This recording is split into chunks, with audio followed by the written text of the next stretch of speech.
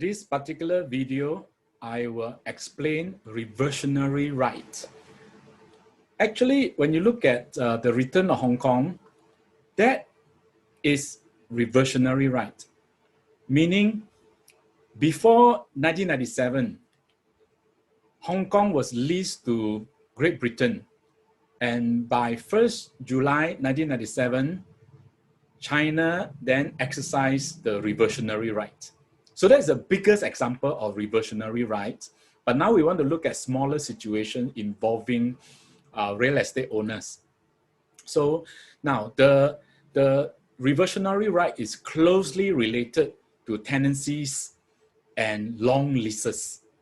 Now, end of a tenancy or a long lease, such as I just mentioned Hong Kong, 140-year lease, the ownership of the property then goes back or revert to the original owner.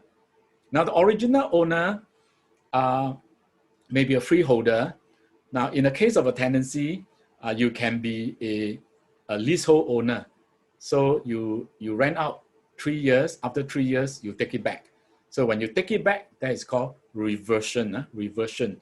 Now, in the interim, the original owner holds the reversionary rights. Now, the following landowners or property owners enjoy the right. The biggest example will be the state.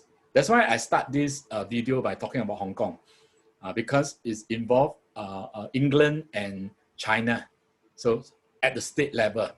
So into this video, our context will be landowner, private landowner, and the state. So I got newspaper cutting to prove to you. 2 is freehold owners, and then 3 is landlords of yearly tenancies. Because leases will be either by the freehold owner. Later we will use the shore residences as an example, and then the state. Then I have a newspaper cutting to show you. Then the 4th will be grantor of live estate. So which need a little bit of explanation. Now let's start with the state. Government land sale program, whereby state leases of 99 years, sometimes it's 30 years for industrial land site. So you have like also 60 years. Now, so all these are land introduced by URA or any approved government agencies acting as an agent in the government land sale program. So whoever tender for the land, now once the land is sold to them, they will have the full term 99-year or 60-year or 30-year for them to develop the land and use it. Sometimes they develop and then they sell. So end of that leasehold tenure, then the land will then go back to the state, lock, stock, and barrel without any compensation. So for whatever benefits you would have enjoyed during the tenure. Now let me show you a newspaper cutting. This altogether 191 houses. They were on 60-year lease. So 1960, now it's 2020. So they will have to return their houses back to SLA, lock, stock, and barrel. There will be no compensation. So this is a reversion that we see in our lifetime. Because 60-year lease is not really very short. So now we begin to see, expiry of state leases. Freehold owner can also grant privately long leases. So I just mentioned earlier, the shore residences at Katong. The land is actually fee simple. So developer acquire the land in a en bloc purchase. Then they split it into 2 parcels. One is called the sound, the other one is called the shore.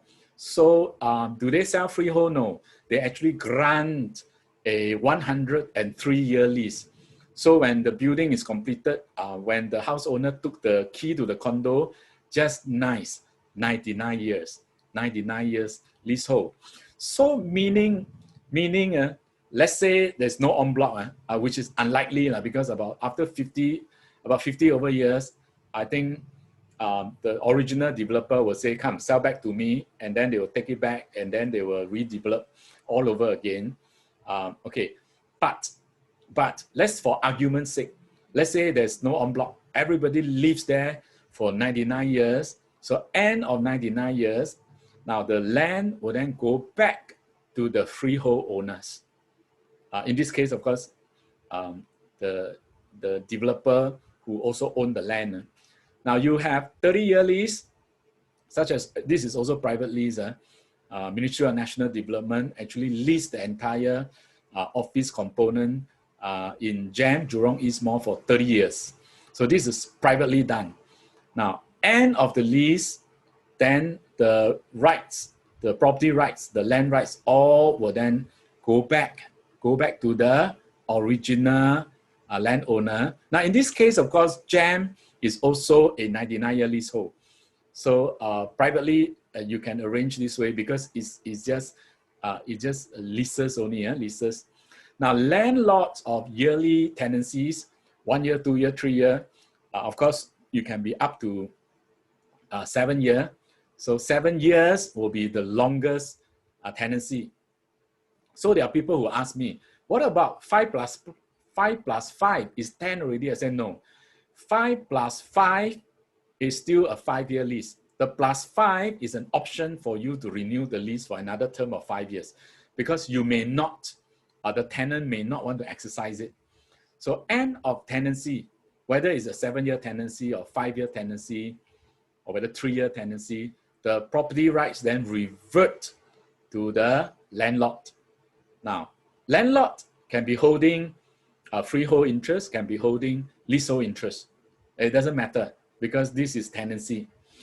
Okay, so now, grantors of live estates needs a bit of explanation. Now, usually this will happen when there is a testate succession. Testate succession means property passed down through the operation of a will. That means the original owner passes on, and then there's a will that says that, okay, I want my property to go to my children. Now, some property owners, they leave behind a bizarre will. They say, I want my property to go to the third generation.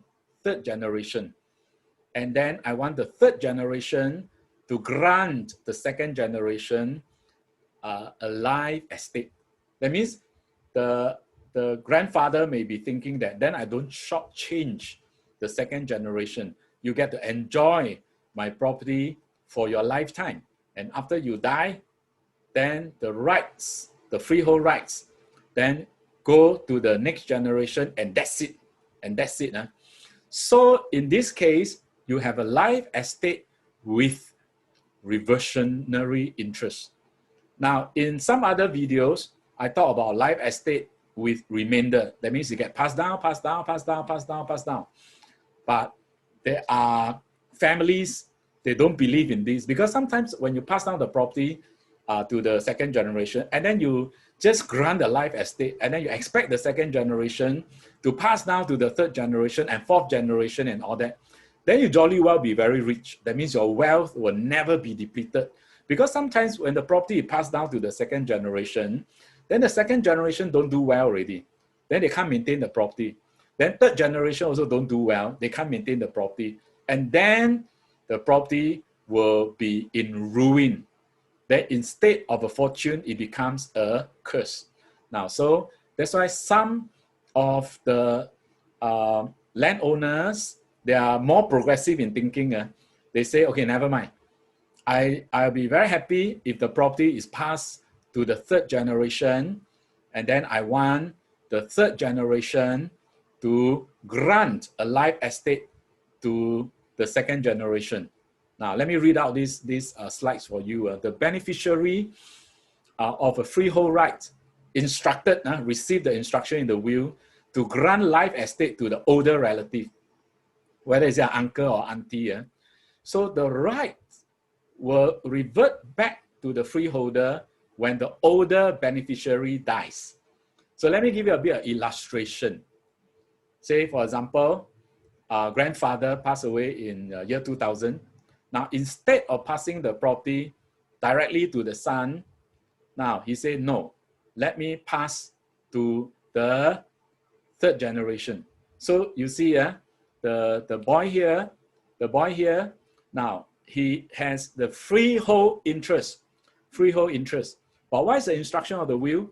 The instruction of the will is, now you give your uncle the life estate. Let he live in this property until he dies, because you're still very young. So now you look at the uncle there. Now, the uncle there, the title is leasehold. All right, leasehold, life estate. That means for the duration of your life. So when the uncle dies, the second generation son dies, then the black arrow point back to the third generation. So the third generation now will take over the property.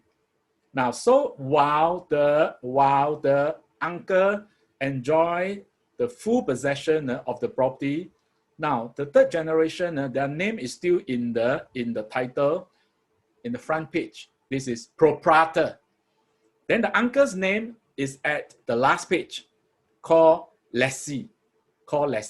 So when you do a title search, you will discover this kind of a relationship. So you will know that there is a reversioner in waiting. So now I hope you have the concept here. Now, so other related topics will be freehold versus leasehold, leasing versus license, reversioner with remainder. Reversioner with remainder. The story you just heard is, reversioner versus remainder. The story you just heard is life estate with remainder. So now I seriously hope that that will clarify some of the doubts for you, right? So I hope also you enjoy the explanation.